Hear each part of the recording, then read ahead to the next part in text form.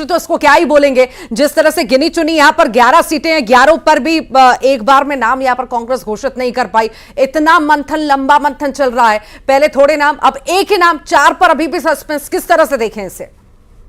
बिल्कुल ये सही बात है, ऊहापोह की स्थिति है। और अगर कवासी लखमा का ही नाम घोषित करना था तो इतना लेट तक क्या मंथन चल रहा था, ये समझ से परे है।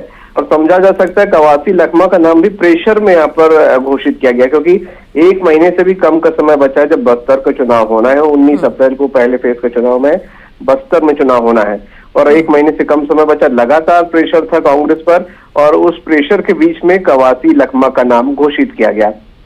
तो समझा जा सकता है कि सिर्फ अगर 5 नामों में से सिर्फ कवासी लखमा का नाम सामने आ रहा तो प्रेशर में किया गया है। 4 नामों पर अभी भी ये भी कह रहे थे कि दीपक बैच पर बड़ी जिम्मेदारी है, चुनाव लड़वाने की जिम्मेदारी है, तो वो ये सब संभालेंगे तो ज्यादा अच्छा रहेगा, शायद उनका प्रेशर ज्यादा रहा होगा। देखिए, कवासी लखमा का मन बिल्कुल नहीं था बस्तर में चुनाव लड़ने का। वो अपने बेटे हरीश कवासी को मैदान में उतारना चाहते थे। उनका कहना था कि युवा चेहरा है और वो एक तरीके से स्टेब्लिश करने की कोशिश में थे कि उनके बेटे को टिकट मिल जाए। वो विधायक कोंटा से लगातार 6 बार रह चुके हैं, अभी भी विधायक है।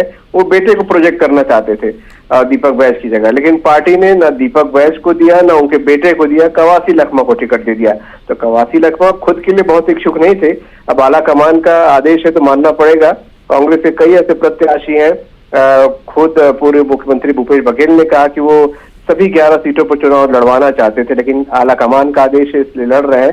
तो ज्यादातर जो कैंडिडेट है वो ऊपर से आदेश आया है इसलिए लड़ रहे हैं, वरना लड़ने के बहुत इच्छुक कवासी लखमा भी नहीं थे। तो आप इसी से समझ सकते हैं कि किस तरीके का ऊहापोह की स्थिति कांग्रेस में चल रही है।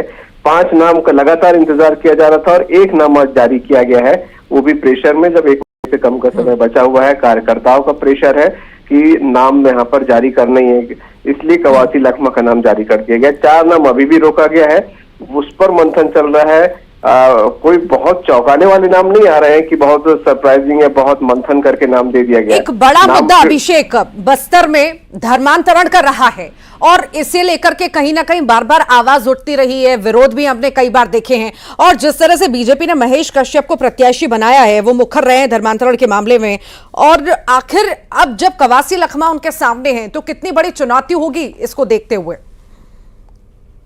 बड़ा चेहरा है, इससे कोई इंकार नहीं है। बस्तर में कांग्रेस का सबसे बड़ा चेहरा कवासी लखमा है और विधानसभा चुनाव में अजय रहे हैं 6 बार से। उनको जादूगर कहा जाता है। तो विधानसभा चुनाव वो बखूबी निकालते रहे हैं, चाहे कितना भी प्रेशर हो। इस बार भी उनकी स्थिति खराब बताई जा रही थी, लेकिन बहुत अच्छे तरीके से उन्होंने कोंटा का चुनाव अपने पक्ष में किया और निकाला। लेकिन लोकसभा चुनाव की जब बात आती है, उपचुनाव एक बार हुआ था लोकसभा चुनाव में, जबकि बहिराम कश्यप की मौत के बाद उनके बेटे दिनेश कश्यप भाजपा की तरफ से खड़े थे, उपचुनाव था, तब कवासी लखमा को हार का सामना करना पड़ा था। हालांकि तब परिस्थितियां दूसरी थी, एक सिंपैथी लहर भी थी। इस बार कवासी लखमा मैदान में है, उनके सामने बिल्कुल नए चेहरे हैं महेश कश्यप के तौर पे। चुनाव निश्चित तौर पे बहुत कहा जाए चहल पहल वाली हो जाएगी, बहुत चर्चित चुनाव हो जाएगा, क्योंकि कवासी लखमा मैदान में है। लेकिन उनका मुकाबला महेश कश्यप से नहीं होगा, उनका मुकाबला वहां पर सीधे तौर पे मोदी के चेहरे से या फिर संघ का जो कामकाज है उससे यहाँ पर होना है, धर्मांतरण जैसे मुद्दों से होना है। क्योंकि महेश कश्यप बहुत बड़ा चर्चित नाम नहीं है, इसलिए मुझे नहीं लगता कि कवासी लखमा वर्सेस महेश कश्यप होगा चुनाव।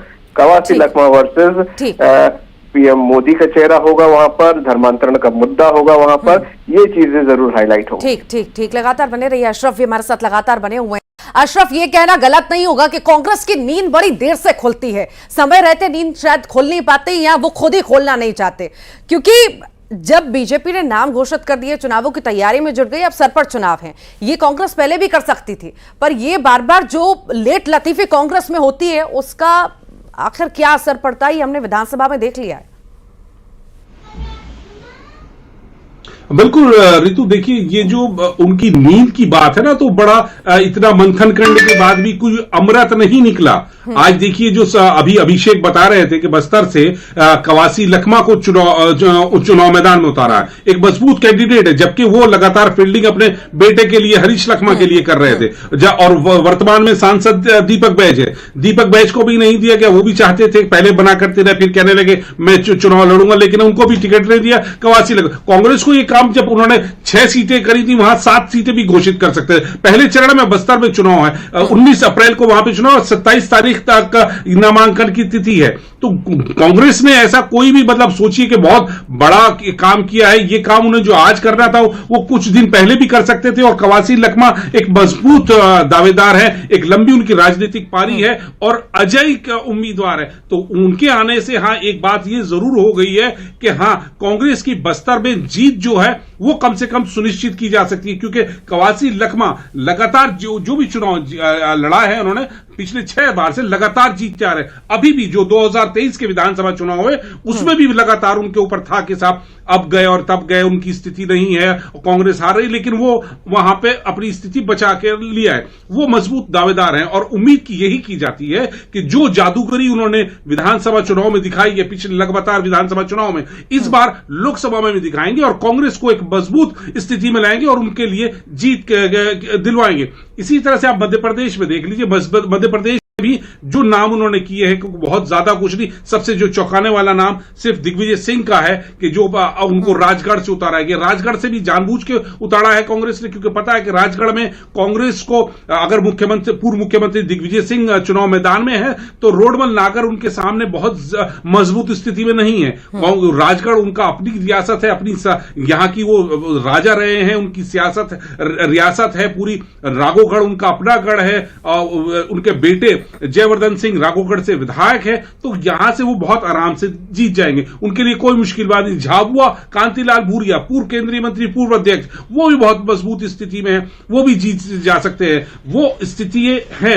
लेकिन जो नाम अभी जारी किए गए हैं, बस अरुण श्रीवास्तव का भोपाल में एक मान लिए जाए कि हाँ उन्होंने एक औपचारिकता सी की है कि यहां पे एक उम्मीदवार घोषित करने के लिए, क्योंकि यहां पर भाजपा को जो यहां पर कुछ जगह पर ये अशरफ कांग्रेस पूरी तरह से समझ गई है कि शायद हमारे बस की बात नहीं है, या हम कितनी भी कोशिश कर लें यहां पर हमारा जीतना मुमकिन नहीं है। इंदौर का भी मैं जिक्र कर रही थी, इंदौर से शंकर लालवानी मैदान में है, पिछली बार भी भारी मतों से वो जीते थे। इस बार यहां पर कांग्रेस की तरफ से अक्षय कांति को मैदान में उतारा गया है। ऐसा इतिहास रहा है कि बीजेपी का घर तो इंदौर है ही है, ऐसा इतिहास रहा है कि कांग्रेस ने जब जब कोशिश की है और जब जब मैदान में उम्मीदवार उतारे हैं, या तो उनका करियर खत्म हो चुका है या तो बार बार हार का मुंह देखना पड़ा है। तो एक बार फिर जब नया चेहरा कांग्रेस लाई है तो क्या सोच समझ करके लाई है? दिया गया है कि आप चुनाव मैदान में देखिए, इंदौर को लेकर कांग्रेस जो है बहुत ज्यादा आश्वस्त नहीं है, क्योंकि इंदौर जो है पूरी तरह से भाजपा का मजबूत गढ़ है, उसे हिला पाना कोई आसान काम नहीं है। वहां पर सुमित्रा महाजन जो ताई के नाम से, वो इनकी मजबूत कैंडिडेट रही हैं। आज की